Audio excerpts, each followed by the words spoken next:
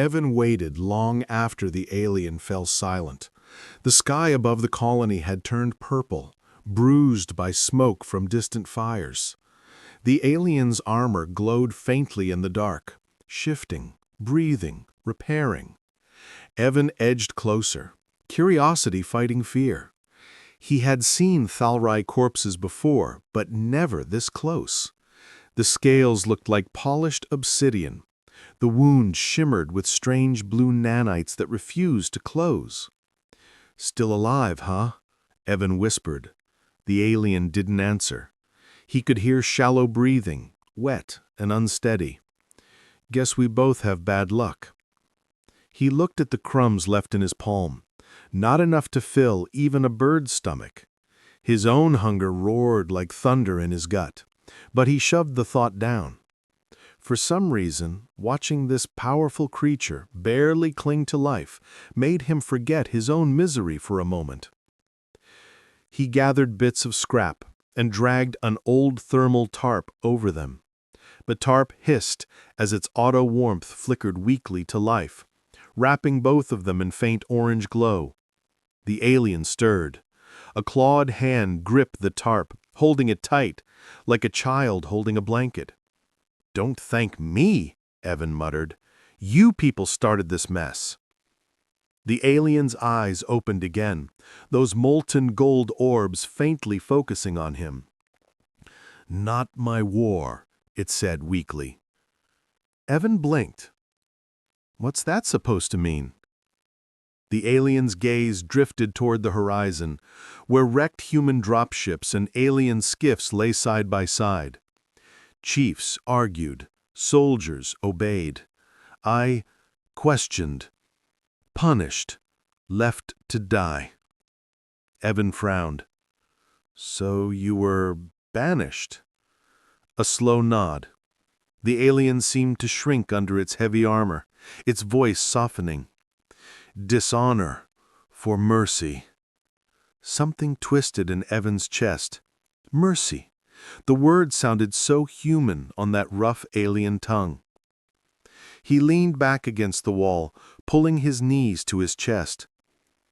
"Guess we're both outcasts now." The alien's eyes glimmered faintly, studying him.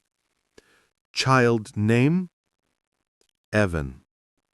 The alien's mandibles flexed, trying to form the word.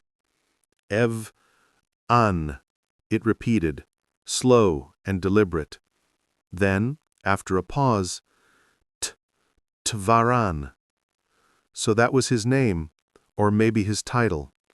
Chief or exile, Evan couldn't tell. He just nodded. "Well, Tvaran, don't die tonight. I'm not dragging your scaly butt anywhere."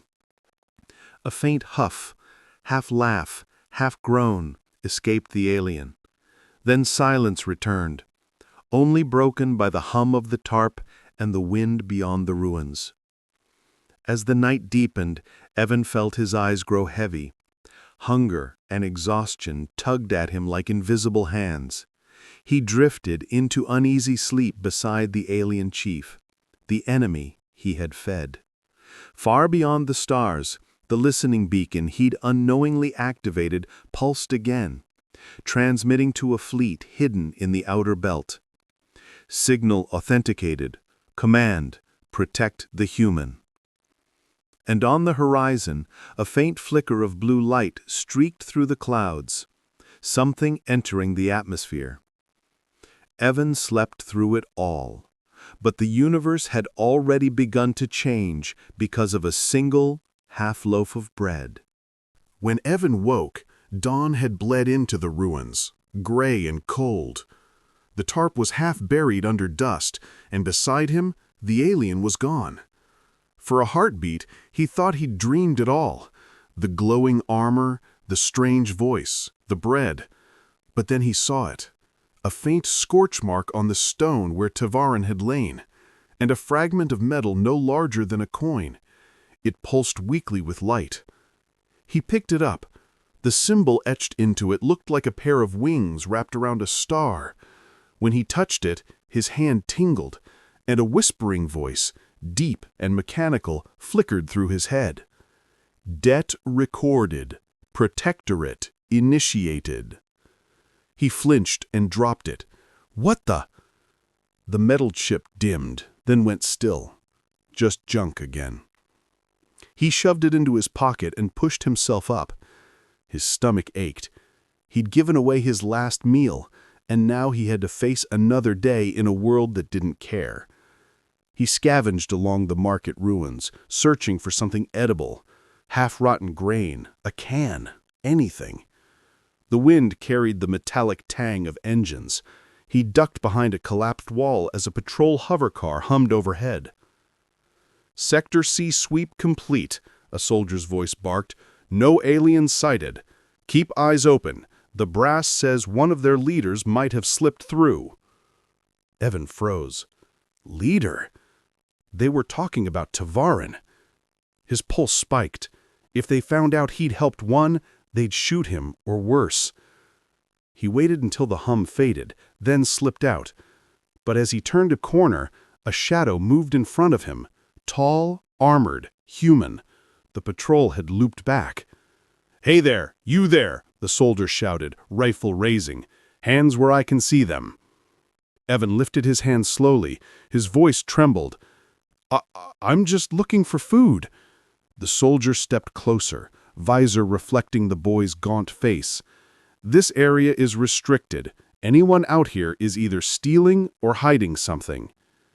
He shoved Evan against the wall. The chip fell from his pocket, clinking on the ground. The soldier looked down. "What's this?" Before Evan could answer, the metal pulsed. Blinding light flared. The soldier staggered back, shouting as his rifle sparked and died. A shadow fell across them. From the sky, blue energy shimmered, like lightning coalescing into form. Tavarin stepped out of the distortion field, alive, armor repaired, eyes burning gold. The soldier fired instinctively, but the bolts ricocheted off invisible shields.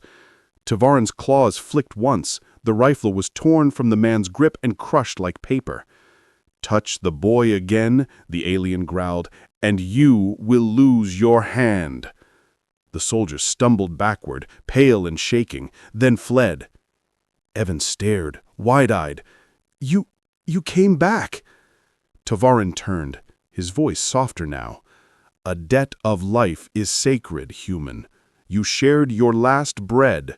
Now my honor binds you to you." He knelt, towering even as he bowed his head. "Until my life ends, I protect you, Evan of Earth." And as he spoke, the air above them shimmered again, more blue streaks descending through the clouds. The promise had been heard, and the galaxy was answering. 3 days after Tavarin's return, the sky began to burn. At first, people thought it was another orbital strike. The early warning sirens screamed, and civilians scrambled into the old shelters, clutching their children and weapons. But when Evan ran outside, he didn't see bombs. He saw light. Hundreds of streaks cut through the dawn clouds, burning sapphire trails across the heavens.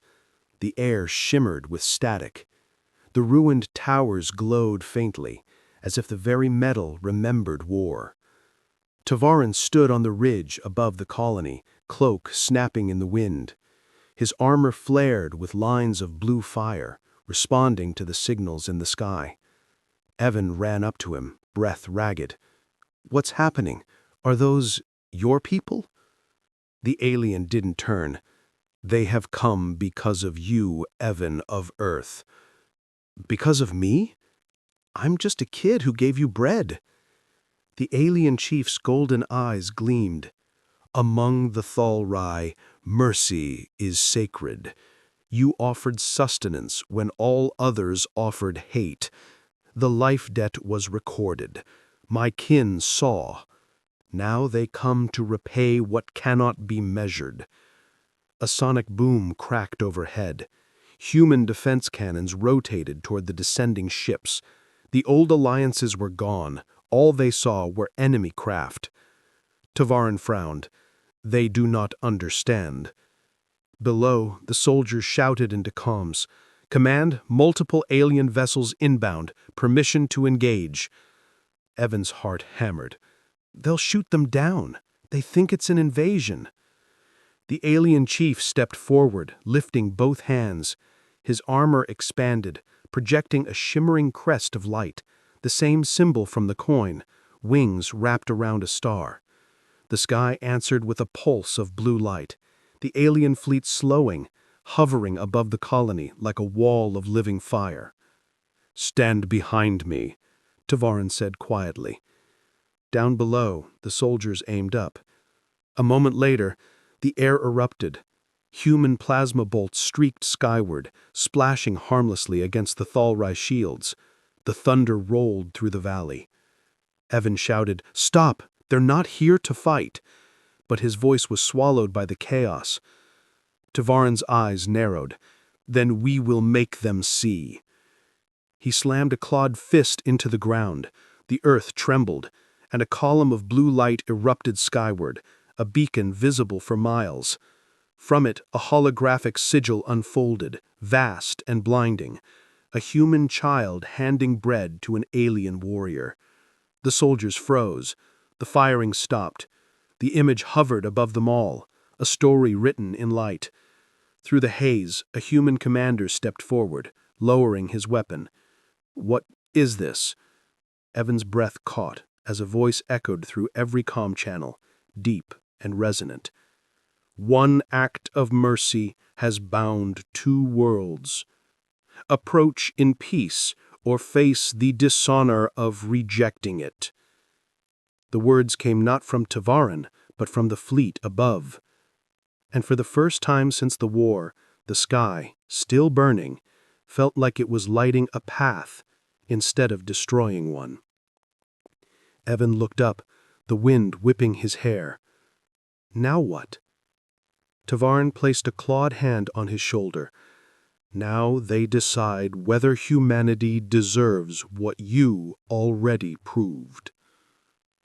For 2 days, the alien fleet hung over the colony, silent, shimmering like a wall of stars frozen in daylight.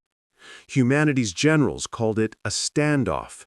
To Evan, it felt like the universe holding its breath. Tavarin stood at the center of the ruined square beside Evan, armored guards forming a circle around them. The holographic sigil still pulsed faintly above, a reminder of what had brought them all here. A boy, a loaf of bread, and a choice. A human dropship descended at last, kicking up a storm of dust. From it stepped Envoy Meren, representative of Earth's unified council. Sharp suit, cold eyes. Her gaze flicked from the alien chief to the scrawny human boy.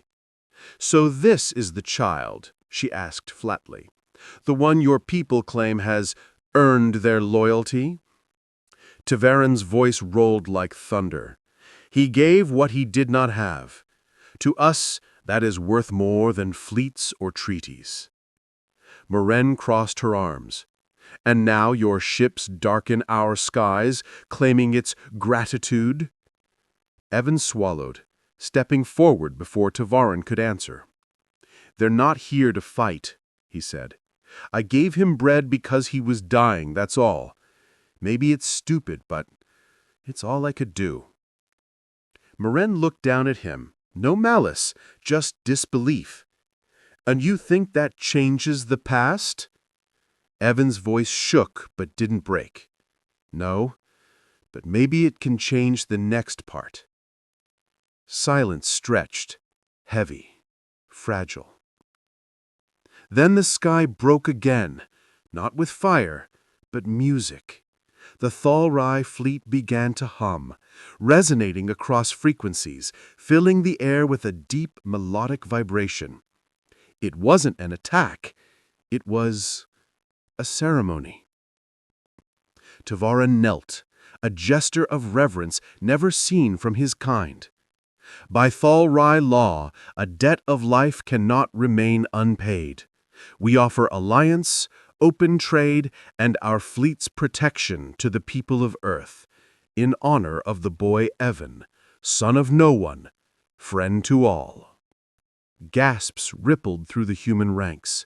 Envoy Meren stared up at the hovering ships, disbelief melting into awe.